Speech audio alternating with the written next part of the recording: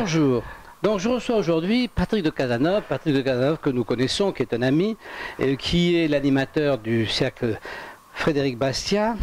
Frédéric Bastiat, dont nous allons parler quand même, Frédéric Bastiat, donc un penseur libéral, 1800... Alors il est né en 1801 et il est mort en 1850. Voilà, ah oui, non, il n'a pas vécu longtemps. Il n'a pas vécu longtemps, il est mort à 49 ans et son activité la plus productive au point de vue intellectuel libéral se concentre sur les 5-6 dernières années de sa vie. Ah oui, oui. Donc, oui, 50 ans, c'est pas vieux. Hein. Donc, Frédéric Bastiat est un homme qui est passionnant à lire, parce que quand même, donc, 1850, ça fait un bon petit moment maintenant, ça fait 170 ans, et ça n'a pas une ride. C'est extraordinaire. Ça n'a pas une ride, en tout cas dans la partie... ça n'a pas une ride, disons, dans la partie sociologique telle qu'elle était vécue jusqu'à l'avènement d'Internet. Parce que tout d'un coup, là, quand même, les rapports entre les hommes avec les Airbnb, les machins, ça commence, là, c'est un peu étrange. Mais dans le système classique, avec l'industrie, avec... il avait raison. Alors cela dit, Henri, il a même raison dans le système Airbnb et le reste, parce que pour Frédéric Bastiat, les gens échangent des services, les personnes échangent des services. Ce qui veut dire que cet échange de services passe par la rencontre physique, par le téléphone ou par l'Internet. À partir du moment où les gens échangent librement des services, la pensée de Frédéric Bastiat est juste. Le média par lequel les gens échangent des services importe peu. Ce qui importe, c'est l'échange libre de services. Oui, donc c'est quand même un personnage extraordinaire. Donc il y a comme inconvénient majeur d'être né dans le pays, pas dans le Pays Basque, c'est juste à côté. Ça il est né à Bayonne. Il est né à Bayonne. Ah oui, le Pays Basque. Alors historiquement, c'est pas vraiment le Pays Basque. Alors si je dis ça, je vais me faire lyncher, mais bon. Ah. Le Bayonne, c'est plutôt la Gascogne encore. Ah, c'est la Gascogne. Voilà. Enfin, donc il est né là-bas. Nos amis basques sont très présents à Bayonne. Il est né là-bas et donc naturellement l'idée de l'honorer et de l'honorer intellectuellement, elle est partie de son lieu de naissance. Et donc effectivement, Patrick anime une manifestation qui est là-bas à Bayonne, à Dax. Et donc effectivement c'est un petit peu excentré et c'est un petit peu difficile. Évidemment il serait né à Paris, ça serait plus simple. Mais s'il était né à Paris, il n'aurait pas cette distance par rapport aux choses. Parce que cette distance, elle lui vient aussi de cette belle région, parce que c'est splendide comme région. Disons que la pensée de Frédéric Bastiat est liée en partie à ce qu'il a vécu quand il était enfant dans le sud-ouest et quand il a quand il a travaillé dans l'entreprise de commerce familiale qui était à Bayonne. Et un des premiers facteurs que l'on pense avoir une influence sur Bastiat, c'est quand l'entreprise familiale a été mise en difficulté et a dû interrompre son activité, quand il y a eu les guerres napoléoniennes, et en particulier le blocus continental. Donc à ce moment-là, qu'à partir du moment où les échanges s'arrêtent, c'est quelque chose qui ne peut que marquer un jeune esprit. Mais après, bon, la rencontre intéressante, la plus significative qu'il ait fait dans sa vie, c'est quand il a rencontré Cobden, qui était le responsable anglais, le chef anglais qui faisait de son combat contre les corbeaux, c'est-à-dire les lois anglaises qui limitaient et réglementaient l'importation du grain. Et après, c'est à partir de là qu'il a commencé à amorcer toute sa philosophie. Oui, il a monté sa philosophie à partir du fait... vraiment, c'est un homme vraiment libéral, mais au sens noble du mot. C'est-à-dire, c'est quelqu'un qui prend en compte tout ce que peut apporter la liberté dans les échanges. Et effectivement, la tendance politique, c'est toujours de limiter les échanges.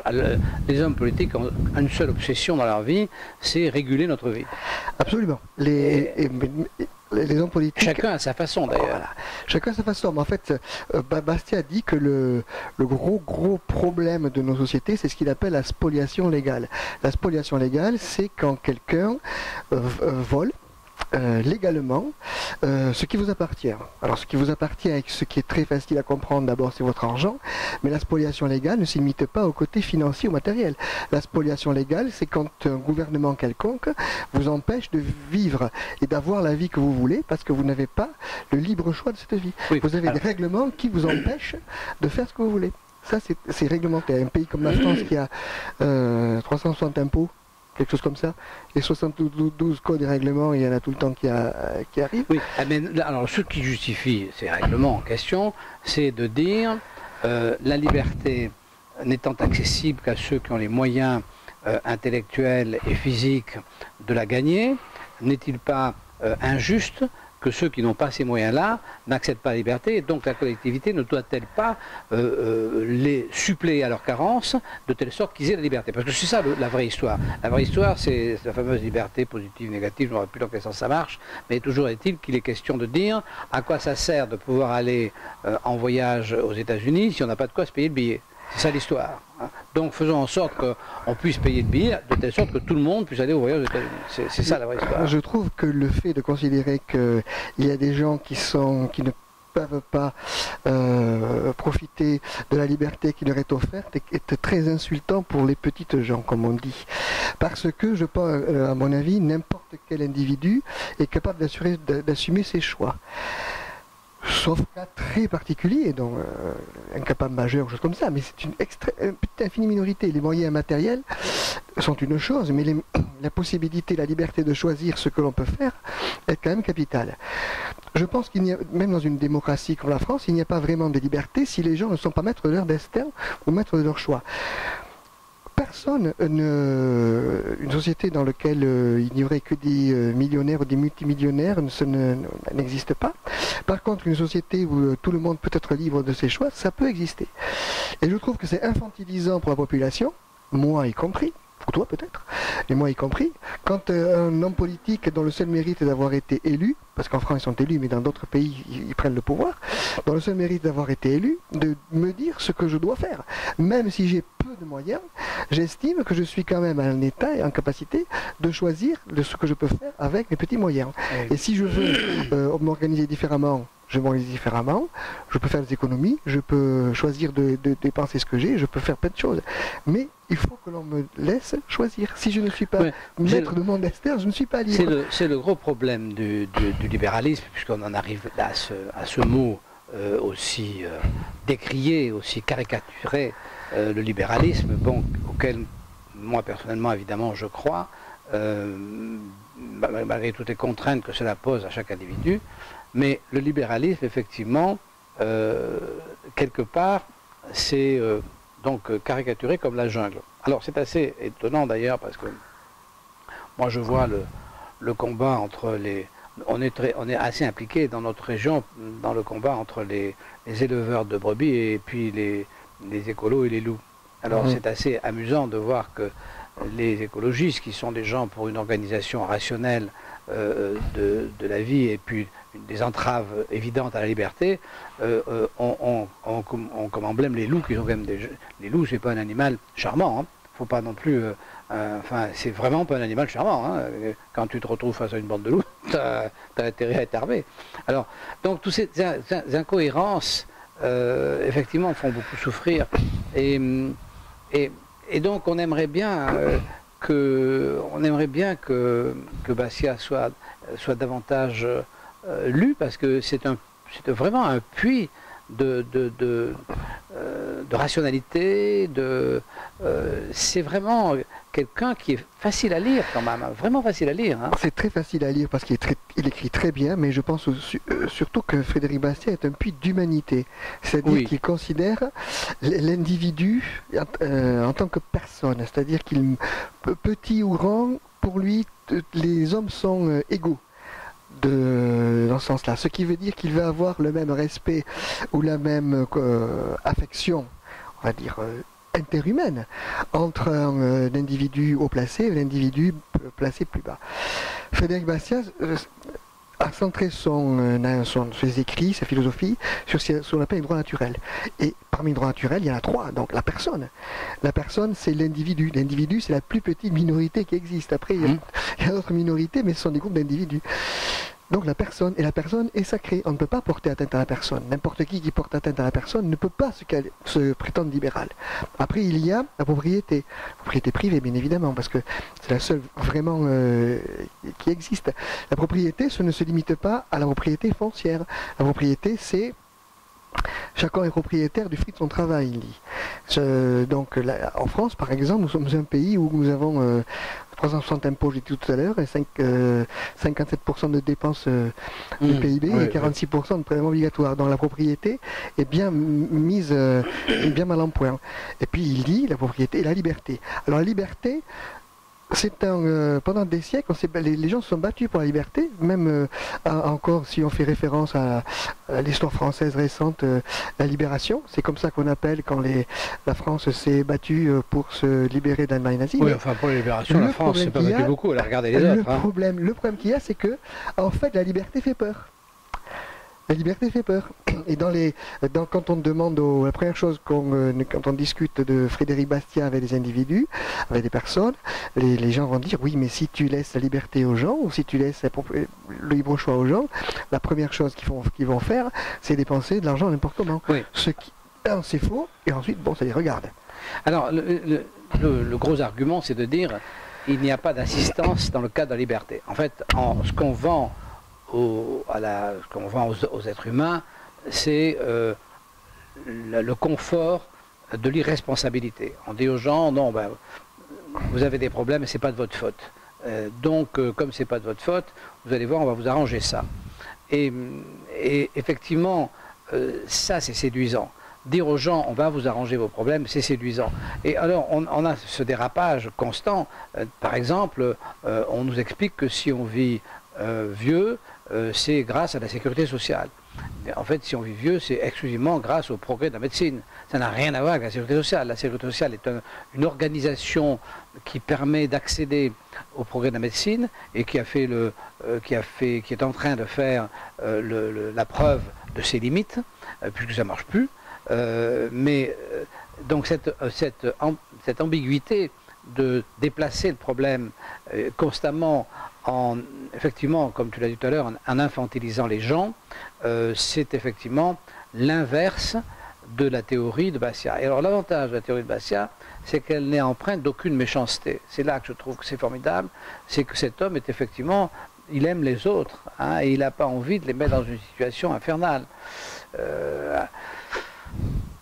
Enfin, on est face à ce problème. On vit dans une société. Alors, on commence à être évidemment, on n'a plus 15 ans. On ne sait pas trop ce que pensent les jeunes qui arrivent, mais on voit bien que ça fonctionne pas. Et c'est un peu effrayant parce que c'est pas la première fois que ça fonctionne pas. Et chaque fois que ça fonctionne pas, ça coûte quand même très cher aux êtres humains. Hein. Donc effectivement, alors moi je suis en admiration devant le travail que fait Patrick avec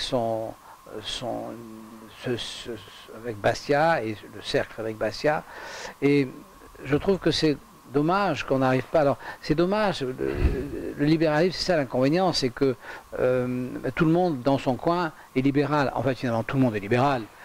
Tout, y compris les pires collectivistes, ils ont un petit coin de eux qui est libéral. Mais ce coin libéral, chacun en profite à sa façon. Alors, c'est comme Moitessier, le grand navigateur, ben, quand vous lisez sa vie, qui est assez extraordinaire, finalement, qu'est-ce qui lui plaît? Ce qui lui plaît, c'est d'être tout seul dans un endroit paradisiaque où il n'y a personne pour l'embêter. Donc c'est ça le libéralisme. Donc, si Frédéric Bastiat, pas tout à fait. Disons que dans le libéralisme, les personnes sont libres d'aller où elles veulent.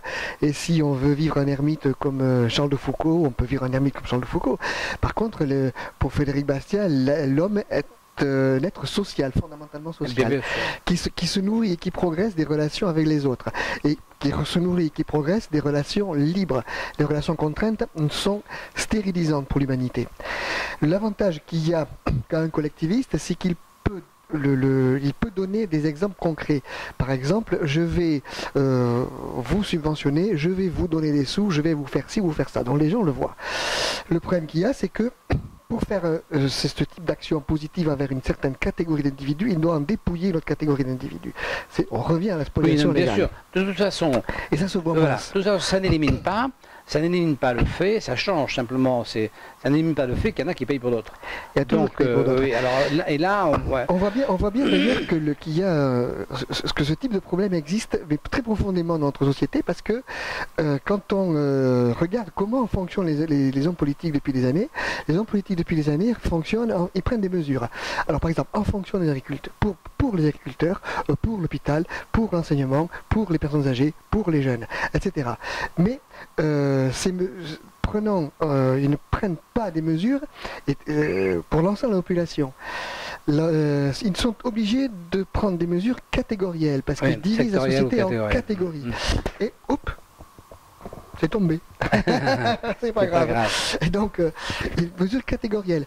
D'ailleurs, dans l'esprit français, quand on discute, les gens sont convaincus qu'on ne peut progresser, ou qu'on ne peut s'enrichir, ou qu'on ne peut prospérer qu'au dépens d'autrui. C'est pas vrai. Quand quelqu'un progresse, tout le monde progresse. Alors ça, c'est un concept qui est, comment on dirait maintenant, contre-intuitif. Parce que pour les Français, ceux qui voient, ils disent non, c'est pas vrai, c'est pas possible. Pourtant, ça marche comme ça. Tu sais, le plus gros inconvénient quand même, c'est finalement que pour être élus, les hommes politiques exacerbent la jalousie. La difficulté, moi j'ai souvent ce problème du capital dont je parle souvent, les gens ont une vision du capital qui est complètement erronée, c'est-à-dire que le capital, en fait le capitalisme c'est accumuler et transmettre, mais il n'y a pas d'activité humaine qui puisse progresser sans capitalisme, c'est-à-dire que si tu veux l'éducation nationale est l'élément capitaliste le plus fort de notre pays, elle accumule la connaissance, elle transmet la connaissance, c'est du capitalisme, tu brûles les bibliothèques, tu brûles tous les livres, il n'y a plus d'éducation nationale, l'éducation nationale a besoin de ce capital pour enseigner. C'est pareil pour la médecine, c'est pareil pour la science, c'est pareil pour tout. Et c'est évidemment pareil pour l'économie. Alors ce qu'il y a, c'est que on n'exerce pas la jalousie par rapport à la connaissance, encore que, il n'y a pas si longtemps que ça, et dans certains endroits sur la planète, il y a encore des autodafés, il y a encore des endroits où, il n'y a pas longtemps, Daesh a cassé, détruit des pans entiers de l'histoire architecturale. Tout ça pourquoi? Justement pour détruire le capital. Bon. Et donc le capital économique, effectivement, il est apparent et donc il donne une impression, mais les gens ne peuvent pas savoir, si tu veux, c'est comme celui qui ne lit pas, il ne peut pas savoir ce qui se passe dans la tête de celui qui lit. Celui qui lit tous les jours un livre, et il a dans sa tête, il se fait un cheminement que celui qui ne lit pas de livre ne peut pas suivre.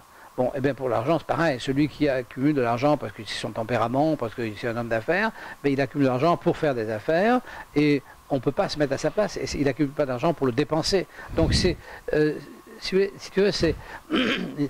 Alors on en revient, si tu veux, à cette idée de comment faire, parce que ça va être on va arriver au bout de notre entretien, comment faire pour... Tu as été un homme politique, tu as été maire, je crois. J'étais maire, voilà. Homme politique, c'est beaucoup dire. Ouais, j'étais maire, oui. Donc comment faire? Comment imaginer, puisque vraiment c'est ça qui va se passer, on va avoir des présidentielles, dans ces présidentielles, comment imaginer que, peut-on même imaginer que le libéralisme aurait un candidat? Peut-on seulement imaginer que quelqu'un avec ses valeurs libérales pourrait se proposer au vote national? Est-ce que tu crois que c'est possible? Est-ce que c'est vraiment un élément, parce que on n'a jamais eu... Enfin, on n'a jamais eu un candidat libéral. Non, on n'a jamais eu un candidat vraiment libéral en France, c'est-à-dire libéral qui combattent la spoliation légale pour reprendre un terme de Frédéric Bastiat, qui responsabilisent les gens, qui défendent les droits naturels individuels, liberté, propriété, personne, et qui défendent aussi ce qu'on appelle les incitations productives. Donc le candidat qui défend de ça, on ne l'a jamais eu. On en a besoin quand même. Ah oui, on en a besoin. Est-ce que c'est possible? Alors en théorie, oui, c'est possible. En pratique, il faudrait qu'il y ait quelqu'un qui ait à la fois le courage et la volonté. Après, il faut trouver les réseaux et l'argent. Mais bon, en théorie, c'est pas impossible. C'est peu probable, compte tenu du contexte français, mais ce n'est pas impossible. Alors c'est quelque chose qu'on peut apporter ses voeux. Mais la première chose qu'il aurait à faire, c'est donner le libre choix aux gens. Je ne pense pas. Les réformes sont actuellement, on dit on va supprimer X milliers de fonctionnaires ou trucs comme ça. Je pense que c'est pas la bonne manière de travailler. Je pense que la bonne manière de travailler, c'est d'abord de responsabiliser les gens. La manière la plus simple de responsabiliser, c'est de leur donner ce qu'on appelle le revenu vérité. C'est-à-dire qu'on leur donne tout ce qu'ils gagnent, tout ce qui leur appartient en fait. C'est-à-dire le salaire, plus les charges patronales, plus toutes les charges qu'ils payent prétend-on par l'entreprise, mais en fait c'est les gens qui évidemment. On leur donne ça. Et une fois qu'ils ont ça, à ce moment-là, on les met à choisir. On laisse choisir. Parce que le souci, c'est le monopole public. Le monopole public est protégé par la loi. Et c'est le seul monopole qui puisse tenir. Un monopole privé. On le voit pour le RSI, pour la sécurité sociale, c'est scandaleux. Donc il faut qu'on laisse aux gens la liberté de choisir. Vous voulez une sécurité sociale publique, caisse unique, etc. Vous avez tous vos sous, vous choisissez. Vous voulez une société d'assurance privée, vous choisissez. Vous voulez une retraite, vous faire votre retraite, vous choisissez. Vous voulez rester dans une retraite, vous choisissez. Oui, bien sûr. Je crois que c'est la meilleure solution parce que vous laisserez dedans. De temps, Patrick, que la bascule va tomber. Tu es là sur un blog qui s'appelle donc Témoignage fiscal, et nous voyons l'envers du décor. C'est-à-dire que lorsque l'État prélève pour soi-disant mieux répartir, il efface. Il oublie les dégâts de ce prélèvement. Parce que ce prélèvement, évidemment, il n'est pas, fatalement, il est humain, donc il n'est pas juste.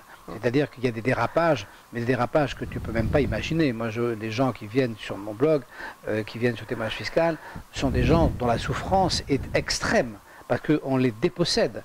On les dépossède au motif que, il faut le donner à d'autres. Mais quelquefois, eux-mêmes n'ont pas grand-chose. Parce que quand la machine à récupérer de l'impôt se met en route, comme elle n'a jamais assez, assez rapidement, elle devient injuste, elle devient totalitaire. Et aujourd'hui, je dirais la force qui tue notre société, la force, quand j'entends la force, je veux dire les fusils, les armes, c'est le fisc. Celui qui a des moyens illimité et qui est le dictateur de notre pays, c'est le fisc.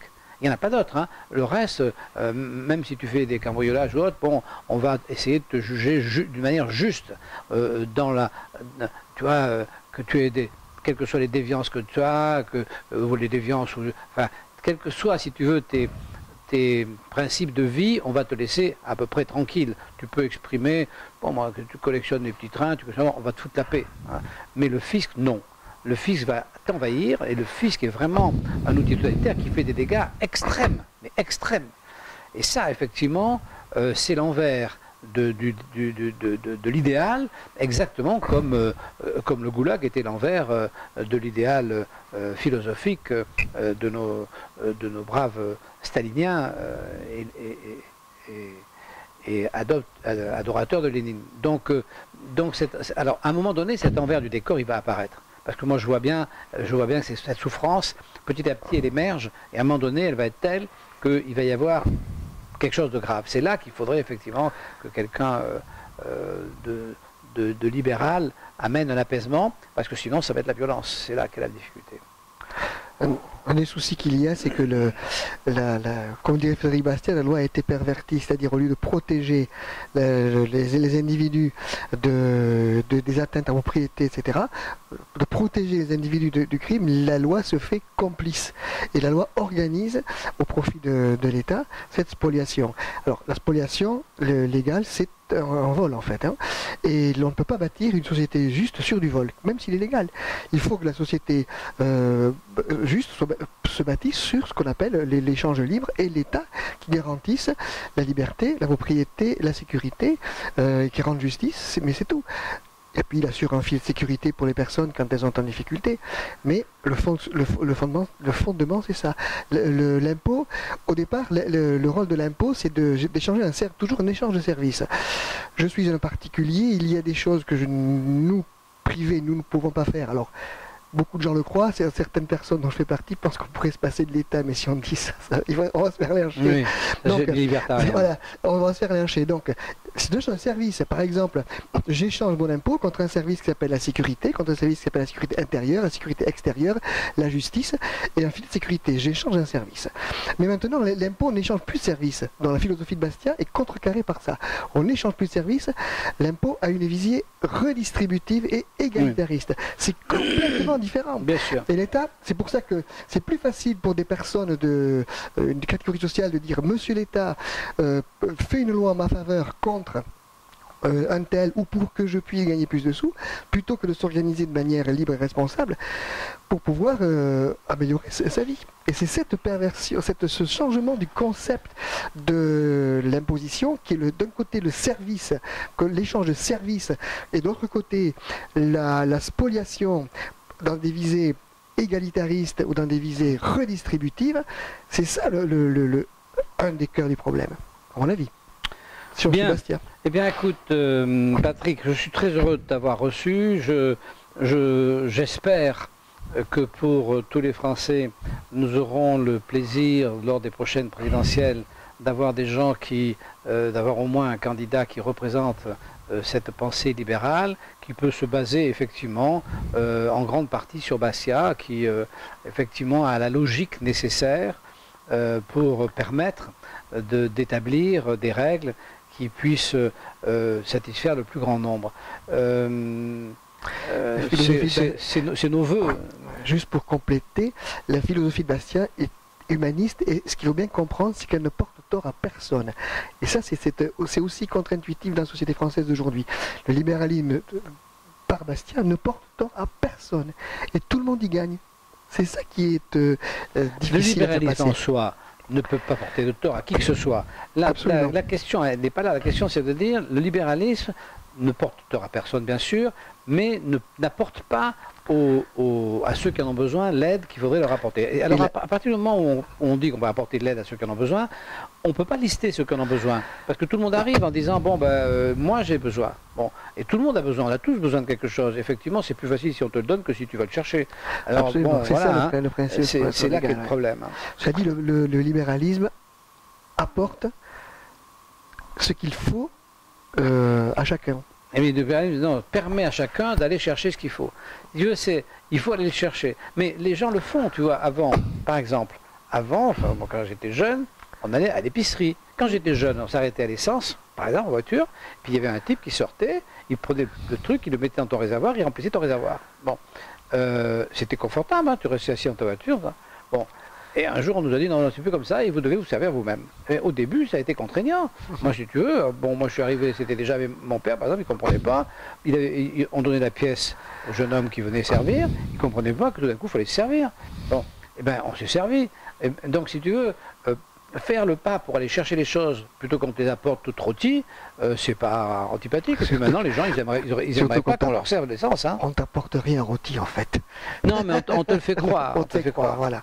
Bien. Bon, bien écoutez, voilà, nous recevrons certainement d'autres fois, quand nous aurons le plaisir qu'il passe dans la région. Suivez le cercle Frédéric Bastia, alors lisez d'abord Frédéric Bastia, et puis suivez le cercle Bastia, adhérez au cercle Bastia qui, pour l'instant, est un peu cantonné, je dirais, à la région de Dax, mais qui va certainement aller un petit peu partout plus tard en France. Et bon, rejoignez-le quand il passera près de chez vous, c'est tout à fait intéressant. Voilà. Merci Patrick, à bientôt. Henri.